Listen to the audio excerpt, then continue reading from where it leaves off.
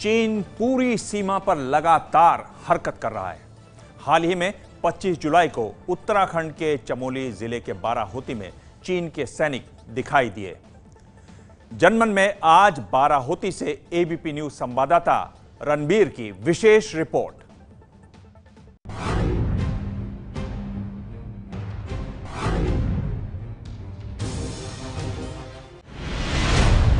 जहां चीनी सैनिकों ने की थी घुसपैठ,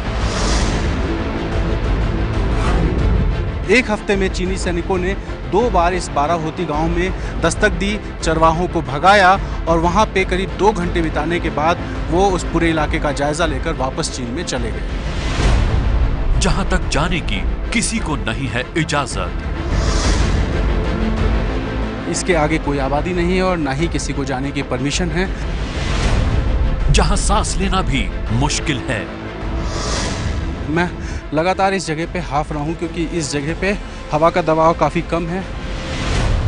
जहां परिंदा भी पर नहीं मार सकता। इन पहाड़ियों में सिर्फ इन नदियों की आवाजें आती हैं और हवा की सनसनाहट आती है, क्योंकि इन इलाकों में ना कोई बस्ती है, ना लोग रहते हैं और ना ही जिस तरह का इलाका है यहाँ कोई जानवर ही दिखता है और ना ही पशु पक्षी।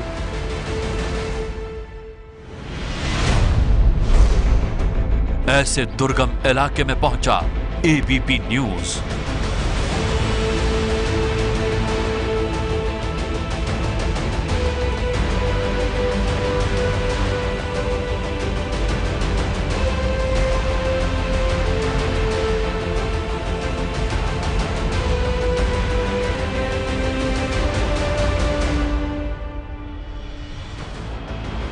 उत्तराखंड के बाराहोती में चीन ने बार बार अपने सैनिकों को भेजकर भारत को डराने की कोशिश की है।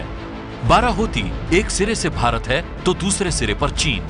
चालाक चीन आखिर बाराहोती में क्यों दाखिल हो रहा है और बाराहोती का इलाका कैसा है, ये सवाल आपके मन में भी होगा। इन्हीं सवालों का जवाब जानने के लिए एबीपी न्यूज संवाददाता रणवीर निकले बाराहोती। शुरुआत हुई जोशीमठ से। भारत और चीन की सीमा पर स्थित बाराहोती एक गांव है जो कि उत्तराखंड के चमोली जिले में पड़ता है और वहां जाने के लिए आपको जोशीमठ आना होगा। जोशीमठ वो इलाका है जहां से लोग बद्रीनाथ धाम जाने के लिए आते हैं और ये आप जो इलाका देख सकते हैं कि ये जो इलाका है ये जोशीमठ है। यहाँ से अगर किसी बद्रीनाथ धाम जाना हो तो वो इन पहाड़ियों के पीछे से, इस पहाड़ी के पीछे करीब 45 किलोमीटर आगे बद्रीनाथ जाएगा। वहीं जो दूसरी तरफ चीन बॉर्डर की तरफ जो रास्ता जाता है वो है मलारी जाने का रास्ता। आप देख सकते हैं कि ये जो रोड है ये मलारी की तरफ जा रही है। जोशीमठ से निकलने के बाद 65 किलोमीटर आगे हम मलारी की तरफ बढ़े। मलारी जाने का रास्ता बेहद खराब था। देखिए कैसे सड़क के साथ लगी ये चट्टानें कभी भी मौत बनकर गिर सकती हैं। लेकिन अपनी जान हथेली पर रखकर एबीपी न्यूज संवाददाता रणवीर ने अपना सफर जारी रखा।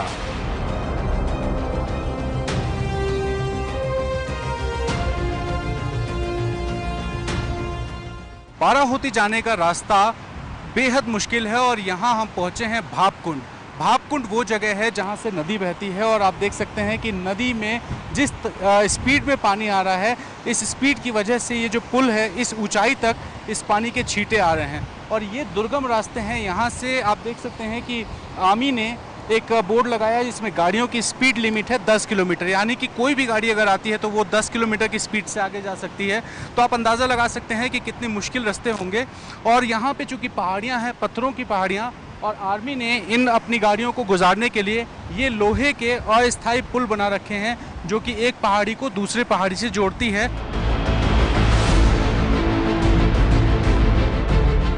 टेढ़े मेढ़े खतरनाक रास्तों से होते हुए एबीपी न्यूज संवाददाता रणवीर मलारी की तरफ निकल पड़े थे। जैसे जैसे वो आगे बढ़ रहे थे रास्ता बेहद खतरनाक होता जा रहा था।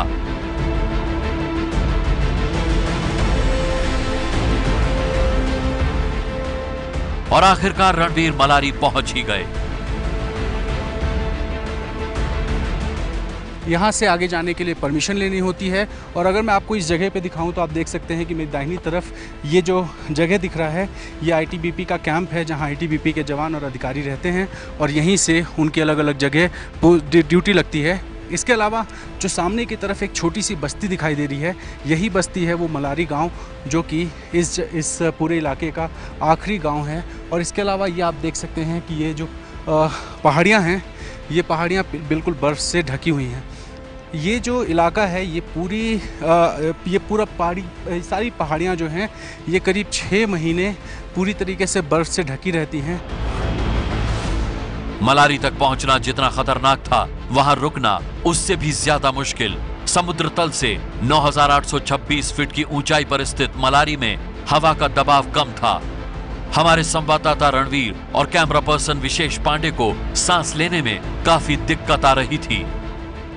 और आप देख सकते हैं कि ये जो जगह है, इस जगह की ऊंचाई समुद्र तल से करीब 9,826 फीट है। इस वजह से यहाँ पे हवा का जो दबाव है वो काफ़ी कम है। और आप देख रहे होंगे कि मैं लगातार इस जगह पे हाँफ रहा हूँ, क्योंकि इस जगह पे हवा का दबाव काफ़ी कम है। मलारी वो आखिरी गांव है जहां तक आम लोग जा सकते हैं। इससे आगे सिर्फ सेना या आईटीबीपी ही जा सकती है। लेकिन एबीपी न्यूज को आगे जाने की इजाजत मिल गई। मलारी से 40 किलोमीटर आगे है बाराहोती।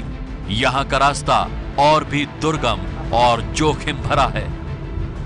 मलारी से आगे बढ़ते बढ़ते बाराहोती के रास्ते में अब हम पहुंचे हैं मलारी 4 इलाके में हैं। और लेकिन इससे आगे अब हम नहीं जा सकते, क्योंकि इस इलाके में लैंडस्लाइड हुआ है। और यहाँ पे आप देख सकते हैं कि ये जो मजदूर हैं ये लैंडस्लाइड में पत्थरों को हटाने का काम कर रहे हैं। ये इलाका है, ये रोड है जहाँ सिविलियंस की एंट्री अलाउड नहीं है। और यही रोड सीधा चीन के बॉर्डर की तरफ जाता है। और ये इसका आखिरी छोर है वो बाराहोती गाँव, जो कि भारत और चीन की सीमा पर है। लैंडस्लाइड की वजह से रास्ता बंद हो चुका था। हालांकि जिस इलाके में एबीपी न्यूज संवाददाता रणवीर पहुंचे, वो भी कैमरे में पहली बार ही कैद हुआ, क्योंकि यहां तक आने की इजाजत भी किसी को नहीं दी जाती। सूत्रों ने यह भी बताया कि 2015 में चीनी सैनिक इस इलाके में आए थे और आने के बाद उन्होंने यहाँ पे जायज़ा लिया था और वापस चले गए थे। उसके बाद साल 2016 में चीनी सैनिक हेलीकॉप्टर से आते हैं, बाराहोती इलाके में जायज़ा लेते हैं और वापस चले जाते हैं। और वापस अब 2017 में चीनी सैनिकों ने फिर से अपनी एक टुकड़ी को 1 हफ्ते के भीतर 2 बार इस इलाके में भेजा।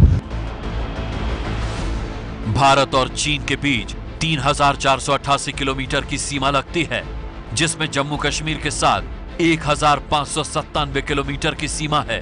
हिमाचल प्रदेश के साथ 200 किलोमीटर की सीमा है। सिक्किम के साथ चीन की 220 किलोमीटर सीमा लगती है। अरुणाचल प्रदेश के साथ 1,126 किलोमीटर सीमा लगती है। वहीं उत्तराखंड के साथ 345 किलोमीटर सीमा लगती है। इसी उत्तराखंड के गांव बाराहोती में सीमा तय नहीं है और यहां पर नो मैंस लैंड है, यानी दोनों देश अपनी सेना यहां तैनात नहीं करते। ये है एबीपी न्यूज, आपको रखे आगे।